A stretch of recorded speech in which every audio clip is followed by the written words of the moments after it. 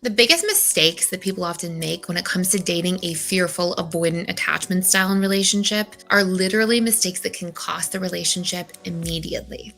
These are things that, because fearful avoidants have a capacity when they are done to put up very strong walls and go completely ice cold, can really make or break everything. Now, to be clear, this is not all on one person to make sure that they're walking on eggshells and doing everything properly in a relationship. These are things that you want to be able to watch out for. And if somebody is not able to recover from these things, if you do make a mistake, then that also says a lot about them and where they are currently at. Because ideally, all of these 4 things that I'm going to boil down are things that we can come back from through healthy openness, transparent communication, and vulnerable conversations. So in today's video, I'm going to break down these 4 major mistakes people often make when dating a fearful avoidant, why they land so strongly for fearful avoidant attachment styles, especially the ones towards the end here, and points of resolution to make sure that you are also communicating your own needs and speaking up for yourself throughout this process.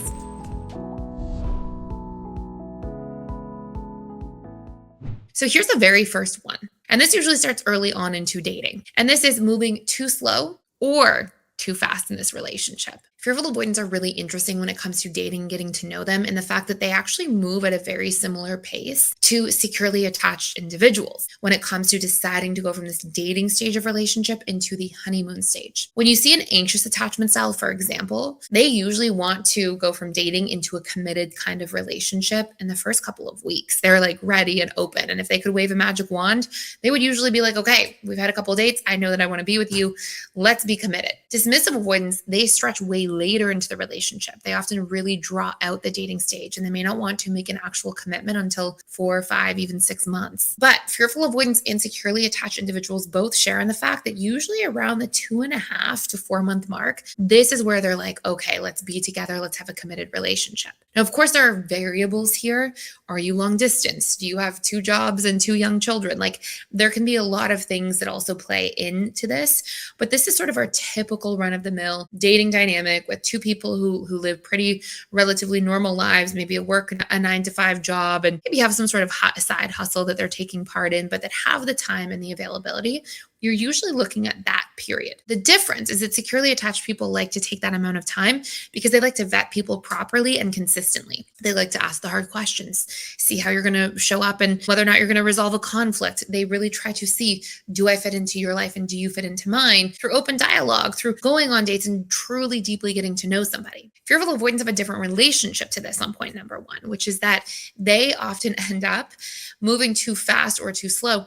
They usually pinball back and forth between these 2 extremes. Early on into dating, in the first few weeks, they're often like ready for a commitment and feel such strong feelings. And they're like, I really want to make this work and try really hard. But then as they start to get feelings and start to attach and lower their guard down, they then become afraid. And this causes them to one day feel like they're all in and another day feel like, oh, I can't do this. I'm all out. And then they pinball between these 2 extremes. And they usually then land in between that 2.5 to 4 month mark of being ready to make a commitment as they start to settle in a little bit. But it's usually coming from more of this pinballing between these 2 extremes rather than healthy, consistent vetting, communication, and checking in to make sure that your morals and values align across time. Number 2, not setting boundaries around volatility in the relationship. Sometimes fearful avoidants, because they overgive so much and then they underreceive, they eventually get burnt out and resentful and frustrated, and then they can lash out a little bit. They might say things like, do you even care? Why are you even bothering? Why am I with you? I try so hard. You're not doing anything. Like they can be a lot more critical or harsh in their communication, which is actually a function of them overgiving, not knowing what they need from other people and communicating that. And so they put themselves on a track to one-sided relationships already. But what ends up taking place is because they do this, they usually become like a volcano erupting. They give so much and they try so hard and then they feel burnt out and then they feel resentful and eventually angry or taken advantage of. And then they say all of these things at once. And somebody on the receiving end goes from feeling like everything's great because the fearful avoidant was showing up so strongly to like, where did this come from? It often feels really out of the blue and often very hurtful in terms of how they're communicating because fearful avoidants can kind of cut harsh and deep with their words, but we have to have a boundary around this. And fearful avoidants actually respond very well to being called out if it's done in a healthy way. So for example, if you see a fearful avoidant do that and they lash out or they become highly critical, you may say, hey, look, Clearly, you're hurt, and I can understand and respect that. And it's also not acceptable under any circumstances for you to talk to me like this. It sounds like you've had needs that you haven't communicated to me for a long time. And my job isn't to mind read. My job is to try to show up and support you when you tell me what it is that you're needing. So going forward, I'm going to hold you to the standard of doing that. And I will definitely make an effort to show up for your needs in the relationship.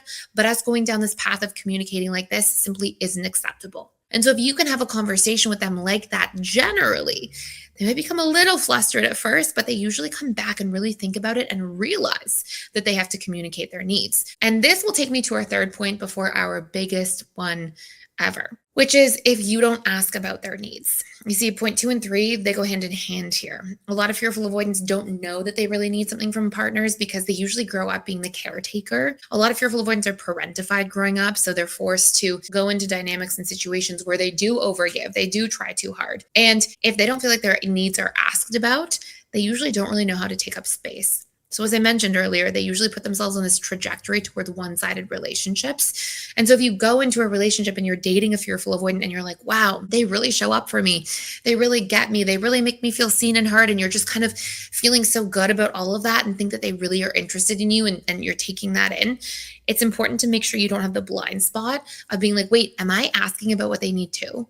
Because chances are they're not communicating about them. And chances are also that they're expecting you to mind read because they're so good at reading between the lines. It's part of how they've learned to attach. It's part of what their attachment style does. But they have to actually communicate instead of assuming or just hoping that you're going to read between the lines. And that's a big part of this cycle. So it's extremely important that you make sure that you have an open dialogue. Even a weekly needs check-in would be phenomenal here, where once a week you have a conversation and you're like, hey, these are my needs in the relationship.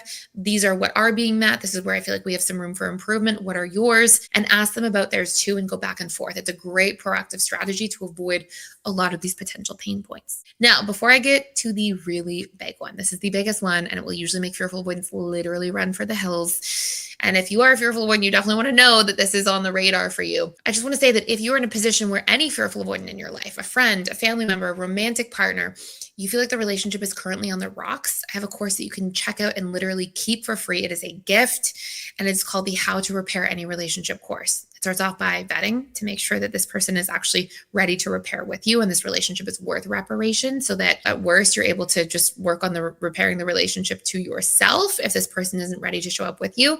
But it also goes into exactly what different attachment styles need and relational dynamics need for actual healing and deep growth if there's been a history of resentment or frustration. And it's literally a gift. You get to claim it for free down below. I'll put the link there. And this brings me to our last one, which is forgetting the 4 C's of trust. Fearful avoidants, according to integrated attachment theory, literally have the biggest core wound around feeling betrayed. They struggle to trust themselves and to trust their environment. And so they're always on high alert, essentially waiting for the other shoe to drop. And the 4 C's of trust are consistency, congruency, meaning what you say and what you do line up, context, meaning if you cancel plans, you can't just say, canceling plans, see you later. You want to say, hey, I'm canceling plans. I feel under the weather, but let's hang out on Sunday. Like, you want to give context for why you do the things you do, especially if they're things that they could take personally. And last but not least, consideration, asking them about their feelings, validating their feelings, empathizing with their side or their feelings in a fight or an argument, making sure that you express yourself, but see them too. These are the 4 C's of trust. And as soon as fearful avoidants feel like trust is broken, if you tell one story one day and you tell it a different way a week later, or if you say you're going to do something and you don't follow through, or if you're not considerate of their feelings or you don't check in with them on things, if our 4 C's of trust are missing, as soon as those trust wounds are activated, fearful avoidance starts sabotaging the relationship, and they will often push people away immediately because they're so scared of trust being violated that they just put a massive boundary up and head for the hills. Dating a fearful avoidant does not mean walking on eggshells. And if you're the fearful avoidant listening to this, you want to understand that these are these big pieces for you that you want to understand about yourself and ask for in relationships. But the idea here is that you are able to understand yourself as a fearful avoidant or understand your partner if you're the loved one of an FA, and make sure that you have the insight to show up in this relationship in the best way possible for that person, but also for yourself too. Because if we get into one-sided relationships do not work. So this should be an act of self-discovery and an act of discovering somebody else in your life that you love, and finding that midpoint where both of your needs interact with each other. That's what securely attached people do and thrive at. And it's something that if you're a part of this channel and listening to our daily videos, you are clearly on the path to doing yourself. So I hope you put some of this insight into action, into work. I hope this is a helpful and supportive video for you. I'm here to put content out on a daily basis to support you in your attachment healing journey and personal growth journey. And I hope you subscribe and join the community here, and stay tuned for tomorrow's video. Thanks for watching.